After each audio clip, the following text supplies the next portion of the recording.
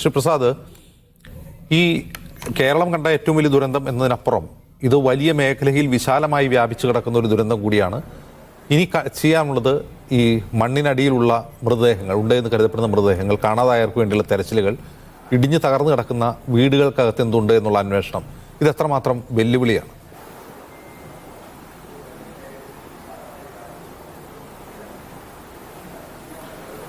തീർച്ചയായിട്ടും ഒരു സമാനതകളില്ലാത്ത ഒരു അപകടമാണ് നടന്നിട്ടുള്ളത്. അതുകൊണ്ട് തന്നെ അതിൻ്റെ രക്ഷാപ്രവർത്തനവും അതീവ സങ്കീർണമായിരിക്കും. പ്രത്യേകിച്ച് കാലാവസ്ഥ പ്രതികൂലമായി നിന്നാൽ. കാലാവസ്ഥ അനുകൂലമാണെങ്കിൽ എവിടെയൊക്കെയാണോ മനുഷ്യനെ കണ്ടെത്തുവാൻ സാധിക്കുന്നത് എന്നുള്ള സ്ഥലം ഐഡന്റിഫൈ ചെയ്തിട്ടുണ്ടല്ലോ. ഇപ്പോൾ 15 ഐഡന്റിഫൈ എന്ന് പറഞ്ഞാൽ ഇനിയും സ്ഥലങ്ങളുണ്ടാകാം. അവിടെയെല്ലാം സിസ്റ്റമാറ്റിക്കായിട്ട് വിവിധ ഏജൻസികൾ ഒന്നിച്ചു നിന്ന് പ്രവർത്തിച്ചു കഴിയുമ്പോൾ തീർച്ചയായിട്ടും അവരിൽ അകപ്പെട്ടിട്ടുള്ള എല്ലാവരെയും തന്നെ നമുക്ക് ഏതാനും ദിവസങ്ങൾക്കുള്ളിൽ പുറത്തേക്കെടുക്കാൻ സാധിക്കും. പ്രത്യേകിച്ച് ഈ അപകടമുണ്ടായ ഉടൻ തന്നെ കേരളം കാണിച്ച ആ ഒരു ശുഷ്കാന്തിയും വളരെ ദ്രുതഗതിയിലുള്ള വളരെ കോർഡിനേഷനോട് കൂടിയുള്ള രക്ഷാപ്രവർത്തനവും അത് വളരെ നല്ല രീതിയിൽ മുന്നോട്ട് പോകുന്നത് കൊണ്ട് തീർച്ചയായിട്ടും കുറച്ച് പ്രയാസങ്ങളുണ്ടാവും. ഏത് കാര്യത്തിനും അതിൻ്റെതായ പ്രയാസങ്ങളുണ്ട്. പക്ഷെ ആ പ്രയാസങ്ങളൊക്കെ അതിജീവിച്ചുകൊണ്ട് ഈ ദൗത്യസേനയ്ക്ക് തീർച്ചയായിട്ടും എല്ലാ കാഷ്വാലിറ്റിയും കണ്ടെടുക്കാൻ സാധിക്കും.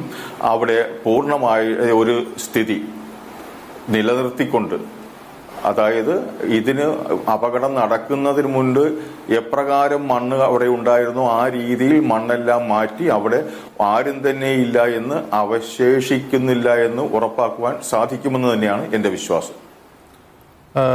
ശ്രീ ബൈജു, ശ്രീ പ്രസാദ്, ഇവിടെ അങ്ങനെ നമുക്കൊരു വിശ്വാസം ഉള്ളപ്പോൾ തന്നെ ഇപ്പം നോക്കൂ, ഈ ഒഴുകിപ്പോയ മൃതദേഹങ്ങൾ പലതും ലഭിക്കുന്നത് നിലമ്പൂർ കാടുകളിൽ നിന്നാണ്. ഒരുപക്ഷെ ആ സംഭവ സ്ഥലത്ത് നിന്ന് കണ്ടെടുത്ത അത്രയും തന്നെ, ഏതാണ്ട് അത്രയും തന്നെ മൃതദേഹങ്ങൾ അവിടെ നിന്നും കണ്ടെടുത്തിട്ടുണ്ട്. അപ്പോൾ ഇത് ഒരു പ്രദേശത്ത് മാത്രം നടത്തേണ്ട ഒരു തെരച്ചിലായി തോന്നുന്നുണ്ടോ? അല്ല, ഞാനിപ്പോൾ മനസ്സിലാക്കുന്നത് അവിടെ മാത്രമല്ല തെരച്ചിൽ നടത്തുന്നത്. നമ്മുടെ നിലമ്പൂർ ഭാഗത്ത് തന്നെ ഇത് ബോഡി ഉണ്ടെങ്കിൽ കളക്ട് ചെയ്യാനുള്ള സംവിധാനങ്ങളുണ്ട്. ഞാനിപ്പോൾ ഇന്ന് TV കണ്ടു. അവിടെ രക്ഷാപ്രവർത്തനത്തിനായി സ്ത്രീകൾ തന്നെ ഒരു സേനയെ രൂപീകരിച്ച് അവർ മൃതദേഹങ്ങൾ വളരെ നല്ല രീതിയിൽ അത് ശുദ്ധീകരിച്ച് പോസ്റ്റ്മോർട്ടത്തിനായിട്ട് കൊടുക്കുക, തിരിച്ചു വാങ്ങിക്കുക മുതലായ സന്നദ്ധ സംഘടനകളുടെ പ്രവർത്തനങ്ങൾ വളരെ നല്ല രീതിയിൽ നടക്കുന്നതായിട്ട് കണ്ടു. അപ്പോൾ അതോടൊപ്പം അവർക്ക് അവിടെ ബോഡി കിട്ടണമെങ്കിൽ തീർച്ചയായിട്ടും അവിടെ സെർച്ച് ആൻഡ് റെസ്ക്യൂ ടീം ഉണ്ടെന്ന് തന്നെയാണ് മനസ്സിലാക്കുന്നത്.